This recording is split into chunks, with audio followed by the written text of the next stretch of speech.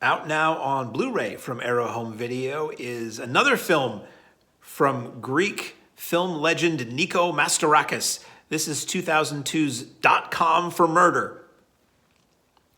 That title should give you a big clue as to what this movie is like. So Nico Mastorakis has done a lot of films. I talked recently about Nightmare at Noon, which I thought was a total blast.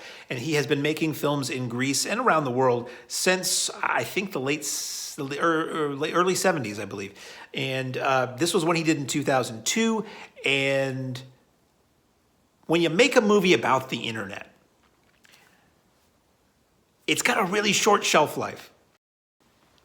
This movie, so it stars, before I reveal my opinion, this film stars Nastassja Kinski, Nicollette Sheridan, Roger Daltrey, and Huey Lewis. And it also has a very, very short appearance by Julie Strain. And a man named Jeffery Dean. Not to be confused with Jeffrey Dean Morgan. I was kind of hoping it would turn out to be Jeffrey Dean Morgan, but it's not. This is kind of terrible. Literally, seconds into this movie, I was ready to shut it off. So the film opens with this kind of grainy, kind of shaky 2002 DV camera POV shot of some guy like walking into a woman's apartment and killing her psycho style in the shower. And with really crappy video generated titles over it. And I'm just thinking, oh God, is this found footage? Is the whole thing going to be like this? Because if it is, I can't. Luckily, it then shifts over to film, and it is very competently shot, for the most part. But anytime you hang your movie on a brand new or emerging technology, it's so instantly dated. It inadvertently becomes a comedy in a few years. And that's kind of, to me, the best way to enjoy this movie. I don't know how you could take this movie seriously now.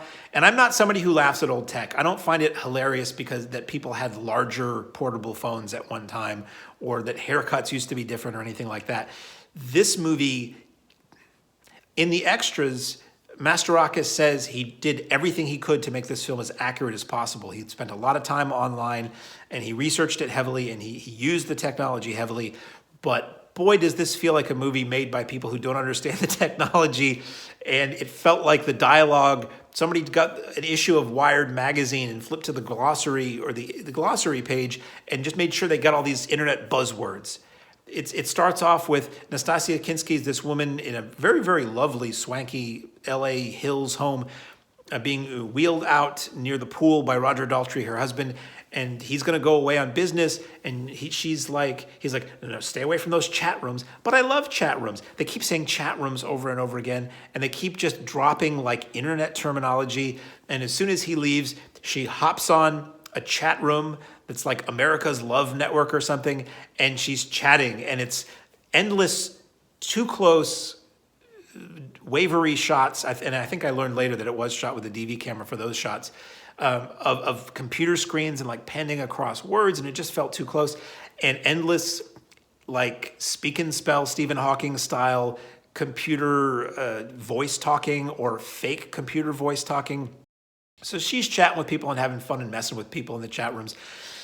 And then we cut to this guy who's like this young buff dude with a giant monitor in his classy LA bedroom in the dark with a light up keyboard and these weird little like lights on his fingertips, and naked on the bed, looking at like VR nudie stuff and dictating all kinds of really pontificatingly pretentious prose that appear on his screen and appears on other people's screens. And basically he's like this madman who like can control the internet, and he can go in and monitor all these sites, and he's a hacker, and he can hack in and he can make people see things on their screens that they have no control over. It's mega cheesy. It's ridiculous. And he's got like this one, he looks like PD from, he looks like one of two things. He either looks like PD from The Little Rascals with a circle around the eye, or he looks like he was almost fooled by Mahoney in Police Academy when he put the black polish around the binoculars. Like he only looked with one eye. So he only got the one eye ring around his eye. So this guy is just mega cheesy. That's Jeffrey Dean. And basically, ultimately, he starts wanting to off people who run the chat rooms, and Nastassja Kinski is one of those people. So she's home alone with Nicollette Sheridan, who's her sister and her nurse. They have different accents, but she's pleasant to have there. And eventually they realize that this guy is coming after them. She thinks this guy is gonna come and get them next. So she calls the FBI and she reaches FBI Special Agent Huey Lewis. Now that's not his name in the movie, but it's Huey Lewis. And this movie was so bad, I was just like, come on, Huey, just give me Huey Lewis. Once Huey shows up, it'll get better. And it did, because Huey Lewis is cool, and he's a nice guy, and he ain't a bad actor. He never did it that much, but he wasn't a bad actor. So when Huey Lewis shows up, I perked up a little bit. And by that point, I had turned from being just like, oh God, this is awful, to this is so bad it's kind of funny. And if I was watching it with people, it would probably be even more entertaining. And when Huey Lewis shows up, and I'm just like, come on. And at first I thought, he's never going to leave the office. We just get Huey Lewis on the phone for the whole movie. But no, I don't want to give anything away. He does leave the office. And at one point, he's packing heat. You get pistol packing Huey Lewis in this movie. And that's the best thing about it. So I won't tell you where the movie goes, but it's really bad. Now, competently made for the most part, but a lot of the computery, graphic-y stuff just looks pretty bad. I don't know if that's in hindsight. I mean, I was online by 2002, and I feel like if I watched this in 2002, it still would have felt tone deaf and out of touch. But if you want to laugh at a movie that really gets its technology either wrong, or if you think it's funny that technology was different 20 years ago, .com for Murder is your film.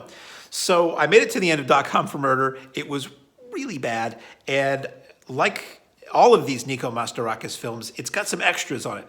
Now, he seems like a really cool guy. He's heavily involved in the extras for all of these films that Arrow has been releasing with his. Sometimes the extras feel a little bit self-aggrandizing. They kind of build him up to be like this cinematic legend, but he seems like a fun guy, and his movies, for the most part, are pretty fun. So you get a making of vintage done back then in 2002, making of this film with Nico Mastorakis talking about what went into it, and you get interviews with the cast and all that, and a lot of behind-the-scenes on-set stuff.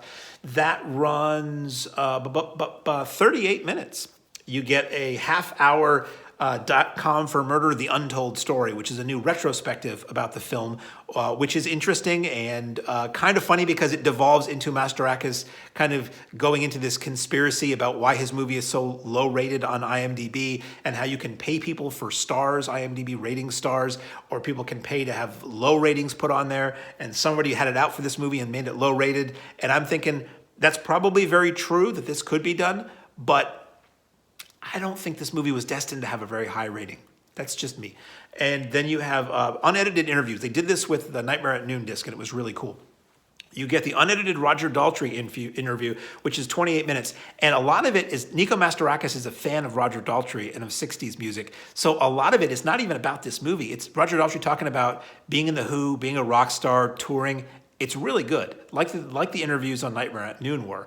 Then you get the unedited Huey Lewis interview. That's 10 minutes. That's more about this movie to a degree, and Huey Lewis's, feelings then about the internet and computers and things like that, and that's fun. Oh, if you ever wanted to hear Huey Lewis say the F word a bunch of times, he does in this movie. You have the trailer for the film, and then you have an image gallery which has about 30 or so images from the film. So, backhanded compliment, I don't know. This film I thought was really laughably bad, but that might be its main appeal now. Like I've said privately, I don't know if I've said it in the reviews before, I kind of presume that Arrow signed a deal with Mastorakis to release a bunch of his films, and part of that deal probably was that if you want to release these, you have to release these, because some of them that have been released, I'm just like, why did they waste money on this? Why is anybody really clamoring for .com for Murder? I'd never heard of it. Maybe people younger than me, maybe that's what the deal is. I don't know. If you're a fan of .com for Murder, please let me know, because I'd never heard of it before. Maybe I wasn't frequenting. No, I was frequenting the video store in 2002. I don't know. Anyway, this is a really, really good package for a movie that I think is ridiculous. This is a movie that I think is like begging for the riff tracks treatment, but then again, it's one of those films that's so goofy, it might not even need it. On Blu-ray now from Arrow Home Video, .com for Murder.